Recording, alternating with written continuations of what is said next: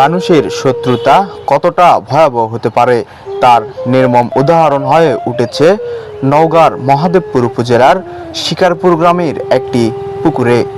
গতকাল মঙ্গলবার রাতে শিকারপুর গ্রামের সিরাজুল ইসলামের পুকুরে বিষ ঢেলে দেয় দুর্বৃত্তরা। আর এক রাতেই নিঃশেষ হয়ে গেছে নানা প্রজাতির অসংখ্য মাছ, যা একটি খুবই মর্মান্তিক কাজ।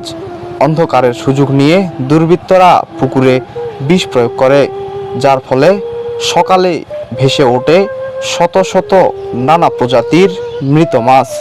ভোরের সেই দৃশ্য ছিল হৃদয় বিদারক। পানির উপর ভাসমান মাছগুলো যেন প্রতিহিংসার নীরব সাক্ষী। কোনো শব্দ নেই, কিন্তু প্রতিটি মৃত মাছের দেহ যেন বলে দিচ্ছে মানুষের ঘৃণা কতটা নির্মম হতে পারে। স্থানীয়রা দুর্বৃত্তদের প্রতি তীব্র নিন্দা জানাচ্ছেন। ভুক্তভোগী সিরাজুল ইসলাম কাঁদতে কাঁদতে জানিয়েছেন, এতে তার 6 লক্ষ টাকা ক্ষতি হয়েছে।